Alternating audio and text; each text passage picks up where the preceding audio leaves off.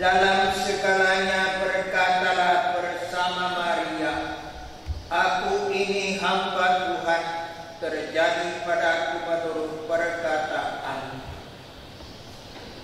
Saudara-saudari kekasih sekalian, bagaimana kita dapat memaknai kata-kata Injil dan untuk dikomunikasikan kepada khalayak ramai dan umat menanggapi keadaan yang masih mencekam COVID dan Corona sekarang ini?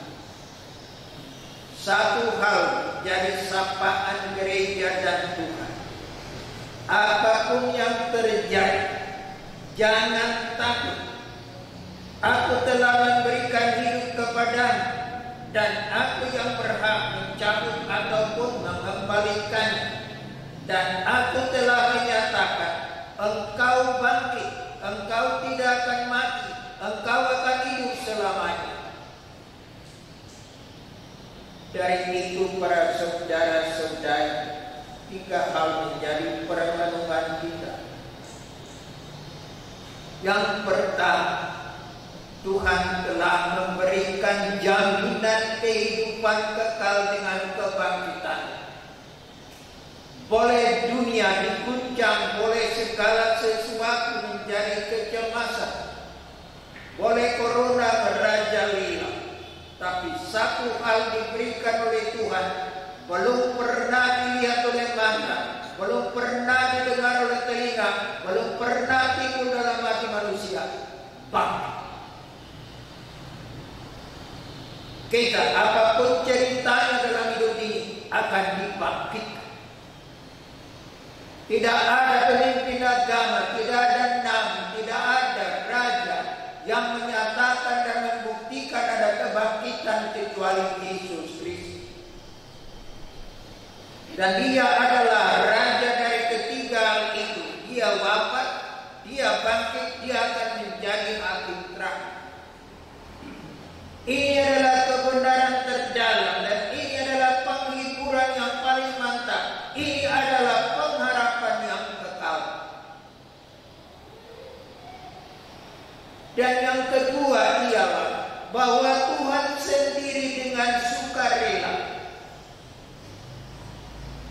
dengan menyerahkan dirinya di kayu salib, mati untuk kita, untuk menebus dosa kita, untuk menghidupkan kita, untuk membangkitkan kita. Bahasanya adalah cinta yang terakhir, bahasanya adalah cinta sampai tetes darah terakhir karena cintanya kepada kita. Maka ini pun harus menjadi pedoman kita dalam hidup kita. Dan yang ketiga ialah bahwa Ia pun tetap hadir di tengah-tengah kita dengan Roh Kudus. Maka ketiga hal ini harus menjadi keyakinan, harus menjadi prinsip dan pedoman hidup kita. Tuhan bangkit, kita akan dibangkitkan. Tapi Dia mau menderita sampai mati karena kita, karena cinta kepada kita. Perbuatlah ini sebagai peringatan akan datang. Dan ketiga, Dia tetap hadir di tengah-tengah kita dengan Roh Kudus. Sekarang bagaimana kita dapat memaknai ini dalam masalah dan dalam menghadapi corona sekarang ini?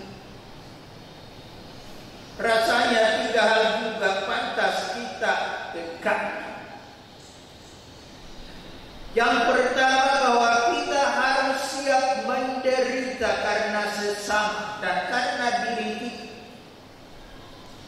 Seperti Maria, kita harus berani berkata dalam keadaan apapun, "Aku ini hamba Tuhan, terjadi padaku menurut perkataan."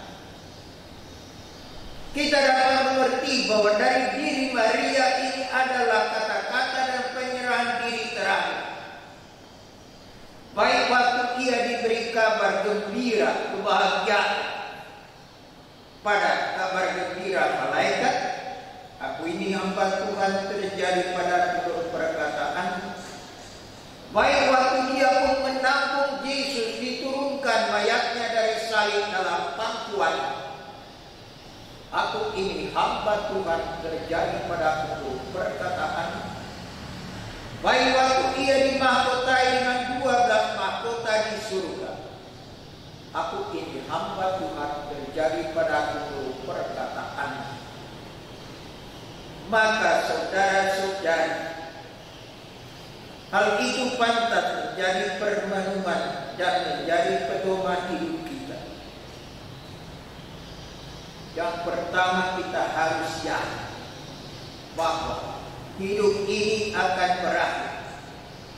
Apapun caranya, ada orang meninggal di laut, ada orang meninggal di bawah tempat tidur, ada orang meninggal di sungai dan sebagainya. Tapi satu hal, kita harus mati. Apakah itu karena corona atau karena yang lain, kita harus mati. Tapi yang lebih bagi kita ialah balik semuanya itu ada kebangkitan. Dan yang kedua itu adalah bahwa Tuhan, kendati Dia memiliki segala kehidupan, Dia mendahului kita kepada kematian dan kesengsaraan. Kalau itulah spiritualitas Tuhan, kalau itulah yang menjadi teladan hidup kita, maka kalaupun penderitaan turun atas kita, kita harus berani berkata, aku ini hamba Tuhan. Tetapi apabila terjadi musibah seperti corona sekarang, mari kita melakukan perbuatan Yesus. Dia menerima, tetapi tujuannya adalah kebangkitan. Maka 3 hal itu baik kalau kita kenakan sekarang ini. Yang pertama itu, kita tidak pernah putus asa. Kehidupan akan menang. Mati bukan akhir, tetapi kebangkitan adalah akhir. Yang kedua, kita harus berani berkorban untuk sesama kita seturut Yesus Kristus. Dan kita harus berani untuk berkata kepada sesama kita yang kekurangan makanan ataupun yang tercekal, kepadanya aku mengenakan spiritualitas Yesus Kristus, maka aku akan memberikan apa yang dapat kuberikan. Kita kenakan prinsip yang dikatakan oleh Sri Paulus, memberi bukan beri. Memberi adalah keutamaan bagi Allah Maha Tinggi. Memberi adalah kebanggaan hati bila yang kita tolong itu orang yang menderita. Maka dengan itu, kendati tidak sangat takut sekarang, kita harus siap dan kita harus berusaha untuk memberikan menolong orang yang kelaparan, orang yang tidak cukup makan. Itulah kita mengikuti Yesus Kristus dan bersama Maria, aku ini hamba Tuhan, terjadi padaku perkataan. Terlarang dalam spiritualitas ini untuk memakai kesempatan ini bagi keinginan dan bagi kesejahteraan diri sendiri. Terlarang memotong bantuan dari gubernur. Terlarang membuat suatu akal-akalan agar aku yang beruntung dan bukan orang lain. Itu menyalahi semangat Yesus Kristus. Kita puji orang itu yang berkata dia adalah janda dan tidak mempunyai apa-apa, tapi ketika disodorkan bantuan dari pemerintah, dia berkata, masih banyak orang lain yang perlu ditolong, maka aku menyerahkan bantuan ini kepada orang yang lebih membutuhkan, yang mempunyai banyak anak, tapi tidak cukup makanan. Inilah yang meniru Yesus Kristus. Orang Katolik tidak boleh menjadi bagian dari problem. Orang Katolik harus menjadi bagian dari solusi. Inilah yang kita banggakan di antara umat Katolik juga di sini. Antara lain ialah bahwa diadakan bantuan untuk orang sakit dan untuk orang yang menderita KBG kita, bahkan Bapak Tobi membagikan sembako. Inilah yang kita pujikan, dan ini harus mendukung bangsa kita. Dan Keuskupan Sibolga dengan berkata, kita menggarisbawahi kemandirian, kita menggarisbawahi solidaritas, tapi di situ kita akan menjadi bebas dan makmur. Inilah keutamaan yang hendak disampaikan pada hari ini kepada kita. Hidup adalah kemenangan karena kebangkitan, tetapi dalam suasana kita harus berani juga menderita. Dan mari kita gunakan itu menjadi jalan untuk mengkontrol dan memiliki surga. Karena itu kita hendaknya taat kepada aturan-aturan pemerintah, karena kita hormat pada kehidupan. Karena itu kita hendaknya terbuka untuk menolong sesama yang berkekurangan. Karena itu kita hendaknya mengatakan kata-kata penghiburan dan pengharapan kepada orang, bukan dengan hoax, bukan dengan menakut-nakuti, bukan dengan kebencian. Disinilah bahasa Injil dan bahasa kitab suci pada hari ini sangat mengena dan menyentuh hati kita. Disinilah kita diyakinkan apapun yang terjadi itu bukan akhir, tapi itu adalah suatu proses untuk menuju kehidupan. Dan kehidupan itu sudah pasti dalam kebangkitan Yesus Kristus. Tidak pernah diberikan kepada agama mana, kepada agama kita diberikan kepastian kebangkitan seperti Lazarus. Dan ini harus menjadi keyakinan dasar.